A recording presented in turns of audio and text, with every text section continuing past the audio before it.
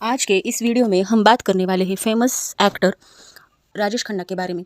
क्योंकि राजेश खन्ना ने अपनी लाइफ पूरे अकेलापन में गुजारी है। उनको यह ज़िंदगी क्यों अकेलेपन में गुजारनी पड़ी, क्यों उनके साथ कोई भी वहाँ पे कोई भी रहने के लिए तैयार नहीं था, और उनकी वाइफ डिम्पल कपाड़िया ने राजेश खन्ना का साथ क्यों छोड़ा था, ये सारी बातें आज के इस वीडियो में हम करने वाले हैं। तो सबसे पहले अगर बता दिया जाए तो राजेश खन्ना की मूवीज़ आई थी आराधना में। आराधना मूवी सुपर हिट हो गई थी, ब्लॉकबस्टर हो गई थी। यहाँ पे राजेश खन्ना का करियर एक आसमान की ऊंचाई पर था और राजेश खन्ना हर जवान लड़की के दिल में बसे थे। यहाँ पे आपको बता दिया जाए तो उस दौरान उस ज़माने में राजेश खन्ना अपने सक्सेस के हाई पे थे कि वो उनकी उनकी कार अगर रास्ते से जा रही होती है, सड़क से अगर जा रही होती थी, तो लोग उनकी कार के पीछे भागते थे। इसमें बहुत सारी लड़कियां भी शामिल हुआ करती थी। और तो और आपको ये भी बता के चलते हैं कि उनके पोस्टर के साथ लड़कियां गाना भी गा लेती थी। तो इस तरीके से कुछ इस प्रकार से राजेश खन्ना अपने सक्सेस की ऊंचाई पर थे। लेकिन यही सक्सेस उनको उनकी लाइफ में बरकरार नहीं रही थी। उनको उनकी लाइफ में उनका करियर ढलने लगा था।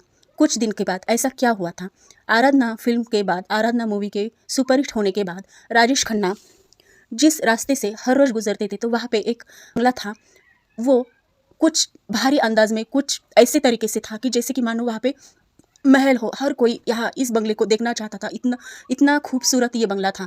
समंदर के किनारे ये बंगला स्थित था और ये बंगला राजेश खन्ना को बहुत अच्छा लगता था। उन्होंने आराधना मूवी के फेमस होने के बाद सोच लिया था और ठान भी लिया था कि वो इस बंगले में रहने को जाएंगे, और उसके लिए उनको ये बंगला खरीद लिया था। लेकिन चौंकाने वाली यह भी बात है कि खरीदने से पहले उन्होंने इस बंगले की मालूमात नहीं की थी। किसी से भी जाना पूछा नहीं था, बूझा नहीं था इस बंगले के बारे में, ये बंगला क्या है, कैसा है। और ये जो बंगला है उन्होंने किसी एजेंट थ्रू भी नहीं लिया था। उन्होंने जो है बंगला पसंद आया उनको, और उन्होंने जो है डायरेक्ट बंगले का कीमत जो था वो चुकाया था और वो चाबी अपने हाथ में लिया था। लेकिन यहाँ पे बता के चले तो दिन भर में ये बंगला एक अलग ही में दिखता था, और वही अगर रात को देखे तो वही इसका ये बंगले का रौनक पूरा एक शमशान जैसा बनता था। इसका काली काली शांतता थी। यहाँ पे पूरा सन्नाटा छाया हुआ रहता था, और यहाँ पे हवा का भी रुख देखने को नहीं मिलता था। यानी थोड़ी सी भी हवा यहाँ पे महसूस नहीं होती थी। इस बंगले में राजेश खन्ना जब पहली बार गए थे और वहाँ पे जो जब इस बंगले में पहली रात गुजारी, तो उनको ये पहली रात इस बंगले की पूरी, वो रात भर जगे थे, वो एक पल भी सो ना सके थे, क्योंकि एक अजीब सी बेचैनी उनको हो रही थी, महसूस हो रही थी। जैसे कि उनके आँख के सामने उनको कोई घूर रहा है, उनकी तरफ देखते जा रहा है, ऐसा उनको बेचैन सा लगने लगा था। और उन्होंने जो है जैसे कैसे करके यहाँ पे जो है रात गुजारी थी। उसके बाद यहाँ पे उन्होंने ये सब क्या चल रहा है इसके ऊपर कुछ भी ध्यान वगैरह कुछ भी नहीं दिया था। राजेश खन्ना को एक से बढ़कर एक मूवीज़ का ऑफर मिलने लगा था, और वो जो है अब करियर के हाई लेवल पे थे। तो उसके बाद उनकी जो शादी होती है डिम्पल कपाड़िया से, और डिम्पल कपाड़िया के साथ राजेश खन्ना यहाँ पे इस बंगले में रहने को आ जाते हैं। तो आपको बता के चले तो ये जो बंगले का नाम था ये आशीर्वाद बोल के था, और जैसे कि इसका नाम था आशीर्वाद, इसके विपरीत अंदर का सारा माहौल था। यहाँ पे आशीर्वाद तो कुछ भी नहीं था, लेकिन अकेलापन ज़रूर था। यहाँ पे जब राजेश खन्ना गए थे, इतने हंसने वाले, बात बात पे मजाक करने वाले राजेश खन्ना इस बंगले में जाने के बाद उनकी मुस्कान, उनके चेहरे की मुस्कान, उनकी हंसी कुछ कम सी होने लगी थी।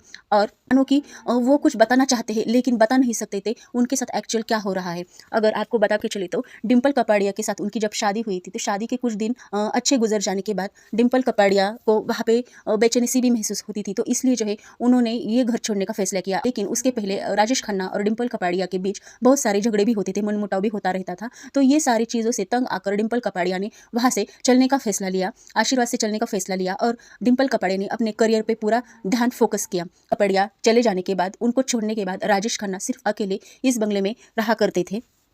लेकिन जब डिम्पल कपाड़िया के साथ वो हंसते खेलते थे, या फिर जो है वो घर का जो माहौल था उस माहौल पे उनका उतना ध्यान नहीं गया था। लेकिन डिम्पल कपाड़िया के घर से चले जाने के बाद जो बंगला रौनक से भरा दिखता था, हंसी ललकार रोशनी से भरा लगता था, वही बंगला अब राजेश खन्ना को पूरा अकेलापन जैसा, उदास और मनहूस जैसा लगने लगा था। लेकिन यहाँ पे राजेश खन्ना ने ये बात किसी को साझा नहीं की थी, किसी को भी बताया नहीं था। कपाड़िया घर से जाने के बाद राजेश खन्ना के चेहरे पर फिर से एक बार खामोशी ने अपना हाथ आजमाया था, और वो यहाँ पे बहुत अकेला भी फील कर रहे थे।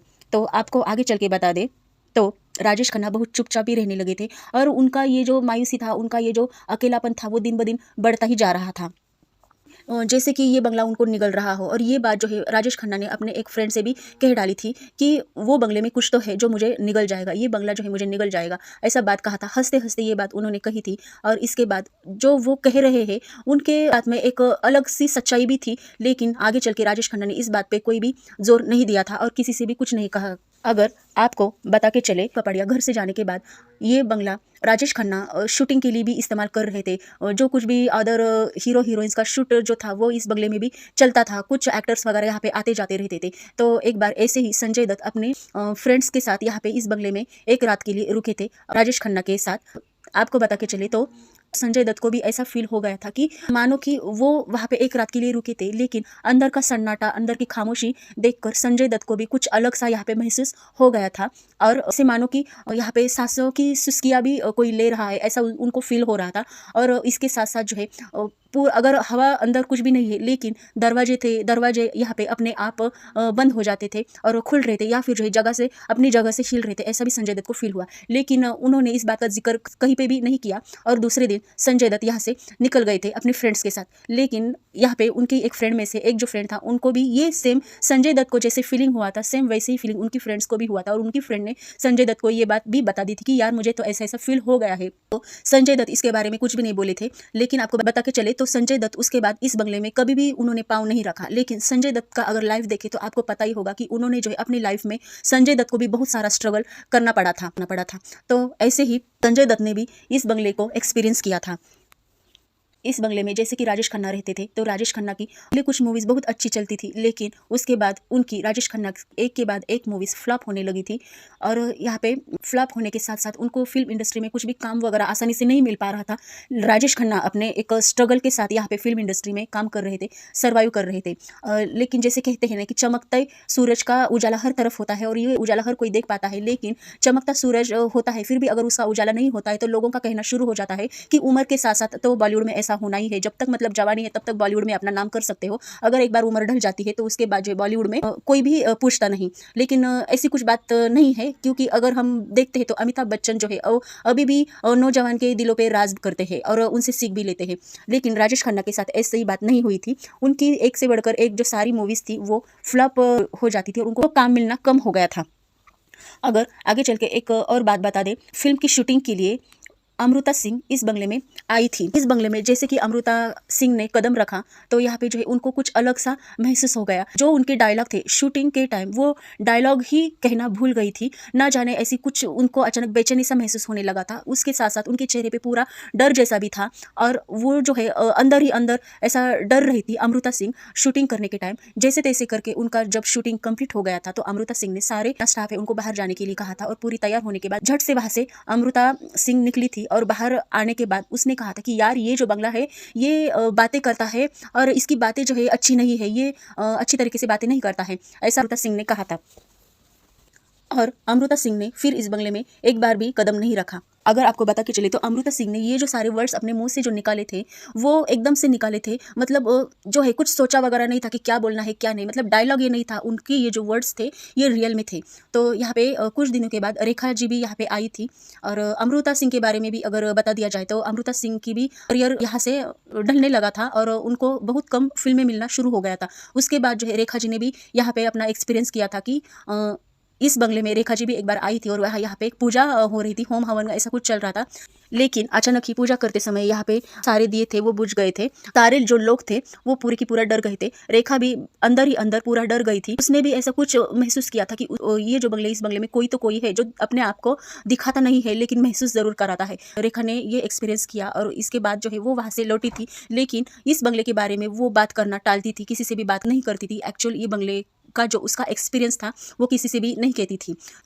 रेखा के करियर को अगर हम देखते हैं तो रेखा का अगर लाइफ स्टोरी अगर आप जानना चाहते हैं तो हम ज़रूर इसके ऊपर अगले नेक्स्ट वीडियो में वीडियो ज़रूर बनाएंगे, क्योंकि रेखा का भी लाइफ स्टाइल इंटरेस्टिंग है। यानी कि रेखा का जो लाइफ है वो बहुत विवादों से जुड़ा है। बहुत ऐसी कई सारी स्टोरीज है जिसके कारण रीज़न ये भी कह सकते हैं कि रेखा को आखिरकार इतनी खूबसूरत एक्ट्रेस होने के बाद भी और गुड लुकिंग, और अभी भी उस ज़माने के साथ साथ इस ज़माने में भी रेखा बहुत ही यंग दिखती है अपने एज के मुकाबले। यंग रहने के पीछे का कारण क्या है या फिर जो है क्या रीज़न है, और इतनी यंग और खूबसूरत एक्ट्रेस होने के बाद भी रेखा जी क्यों अपनी लाइफ पूरे अकेलापन में गुजार रही है, इसके बारे में हम ज़रूर वीडियो बनाएंगे, तो आप ज़रूर देखना फ्रेंड। अभी हम फिर से एक बार राजेश खन्ना के लाइफ पे चले जाते हैं कि राजेश खन्ना बहुत बीमार गिरे थे, बहुत दिनों से बीमार थे, बहुत दिनों से। तो उन्होंने जो है इस बंगले में एक्चुअल क्या है ये राजेश खन्ना भी एक्सपीरियंस कर रहे थे, लेकिन किसी को नहीं बता सकते थे, क्योंकि इस बंगले में कुछ ना कुछ तो था जो राजेश खन्ना महसूस कर रहे थे कि कोई भी नहीं रहता है, अगर रात का हवा भी नहीं रहती है, फिर भी जो बंगले के जो दरवाजे अपने आप बंद हो जाते थे, या फिर जो है दरवाजे का एक आवाज आता था, और यहाँ पे कोई की मान को उनको देख रहा हो, उनके पास बैठा हो, चल रहा हो, और सांसों की सुस्कियां भी वहाँ पे महसूस कर सकते थे राजेश खन्ना। तो ये सारी चीज़ों के चलते राजेश खन्ना बहुत बीमार गिरे थे, और उन्होंने जो है एक तांत्रिक को भी बुलाया था। तांत्रिक ने इस बंगले में आके उनको सुझाव भी दिया था कि आप जल्दी से जल्दी इस बंगले को छोड़ दीजिए, क्योंकि ये जो बंगला है ये एक राजा का बंगला है, और उसका जो आत्मा है इस बंगले में ही है। लेकिन राजेश खन्ना एक उनकी ये बात कहने पे सिर्फ एक हल्की सी मुस्कुराहट दे दी थी, और उसके बाद राजेश खन्ना ने कुछ भी नहीं सुना था। मतलब जो तांत्रिक का जो बात था राजेश खन्ना ने अपने दिल के ऊपर नहीं लिया था। फिर जो है राजेश खन्ना अभी फिर भी जो है इस बंगले में रहते थे। उनका जो स्टाफ है, वर्कर स्टाफ था उनका, जो कुक वगैरह बनाते थे, तो वहाँ पे भी आगे चल के न्यूज़पेपर में न्यूज़ आया था कि उनके स्टाफ ने सुसाइड कर लिया है। तो ये जो रीज़न था इसके पीछे उन्होंने एक नोट भी लिखा था, कि उस नोट में लिखा था कि कोई जो है इस बंगले में उनको पुकारता है, उनसे बातें करता है, उनकी तरफ देखता रहता है, उनके साथ चलता है। कुछ जो परछाइयाँ है वो दीवार से निकल आती है और फिर से दीवार में चली जाती है, वो उस नोट में ऐसा लिखा था। तो यहाँ पे जो है, और ये जो सारा जो इंसिडेंट था वो प्रेस में भी छप गया था, लेकिन एक्चुअल वो सिर्फ वो वर्कर के बारे में छपा था। इस बंगले के जो कुछ भी इंसिडेंट थे इस बंगले से रिलेटेड वो वहाँ पे प्रेस में कुछ भी नहीं छपा था, क्योंकि जो है लोगों का कहना था, और अभी भी अगर हम देखते तो लोगों का कहना है कि अगर ये बंगले के पास से अगर कोई जाता है और ये जो बंगला है इस बंगले की तरफ कोई भी अगर देखता है, तो उनको ऐसा फील होता है कि इस बंगले में कुछ ना कुछ है जो अंदर से उनको भी देख रहा है, उनको घूर रहा है। जो है ज़्यादा करके लोगों का बस यही सिलसिला रहा है कि इस बंगले के पास में अगर वो गुजरते तो वो ज़्यादा करके इस बंगले की तरफ मुंह नहीं करते हैं, यानी कि नज़रअंदाज करके जो है आगे चले जाते हैं। और कुछ ऐसे भी बहुत सारे इंसिडेंट हो गए हैं कि यहाँ पे जो लाइटिंग्स का वगैरह जो काम करते हैं, लाइटमैन, स्पेशली अगर लाइटमैन बोलो तो लाइटमैन जो है रात के टाइम इस बंगले से अगर गुजरते हैं आगे सड़कों पे, तो वहाँ पे कोई भी इलेक्ट्रिसिटी वगैरह कुछ भी नहीं रहता है, लेकिन रात के टाइम यहाँ पे बल्ब अचानक चमकने लगते हैं, बंद भी हो जाते हैं, ताकि वहाँ पे इलेक्ट्रिसिटी भी नहीं रहती है। डरावना वाला भी चीज़ बनता है। तो ऐसा बहुत सारे लोगों का एक्सपीरियंस है, जो रास्ते से उस रास्ते से गुजरते हैं वो लोगों का भी यह एक्सपीरियंस है कि मानो कि वो बंगला जो है उनको ही घूर रहा है, उनको देख रहा है। तो इसलिए जो है बहुत सारे लोग इस बंगले के पास से जाने से नज़रअंदाज करते हैं, और वो अपना जो काम है सीधा मतलब डायरेक्ट वो वहाँ से चले जाते हैं, और बिना किसी रीज़न के, बिना किसी प्रॉब्लम वगैरह कुछ भी नहीं रहता है। लेकिन यहाँ पे जो है एक्सीडेंट के केसेस इस बंगले के सामने बहुत सारे हो जाते हैं। इस बंगले में आने के बाद राजेश खन्ना का पूरा जो नेचर था, मजाक वाला जो उनका स्माइली फेस था, वो सारा कम हो गया था। राजेश खन्ना पूरे के पूरे एक मायूस अकेलापन यहाँ पे महसूस कर रहे थे। और ये बंगले का अगर बात करें तो इस बंगले ने राजेश खन्ना को पूरा ट्रैप किया था, ना कि वो इमोशनल ट्रैप ऐसा किया था कि ना कि राजेश खन्ना ये बात किसी को बता सकते थे या फिर जो इस बंगले को छोड़ सकते थे। अभी भी वो जो बंगला है उसी सेम हालत में है।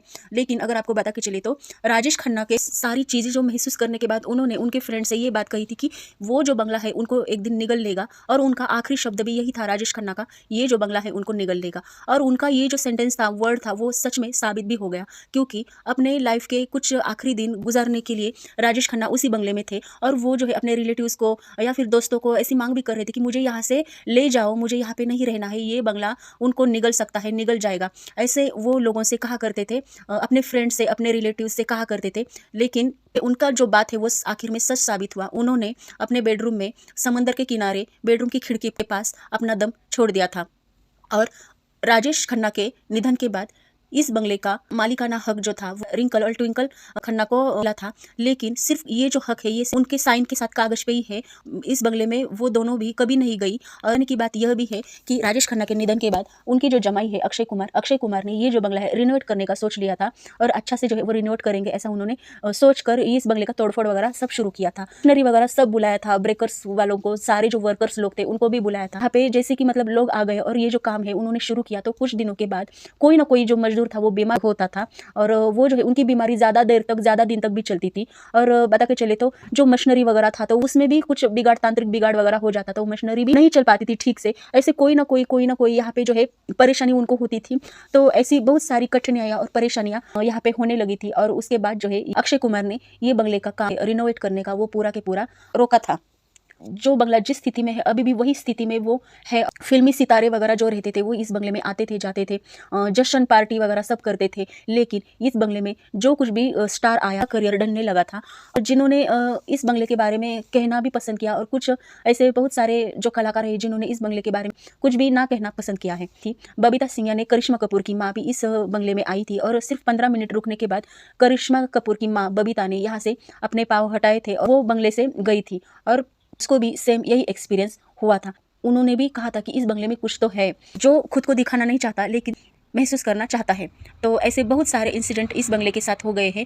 अगर आपको बता के चले तो ये मानो कि एक इंसिडेंट भी कह सकते हो इसको, या फिर जो है ये जो इंसिडेंट है ये सिर्फ राजेश खन्ना के साथ ही नहीं हुए। इस बंगले में जो जो भी लोग गए उनको ये सारी चीज़ें महसूस हो गई। अगर देखे जाए तो यहाँ पे इस बंगले में कोई भी ऐसी मनहूस मूरत नहीं है, मनहूस ऐसी दीवार नहीं है, लाल रंग की कुछ भी खून खराबा वाली कोई भी दीवार नहीं है। फिर भी जो है कुछ ना कुछ उस बंगले में था जो हर किसी के लिए श्राप जैसा था।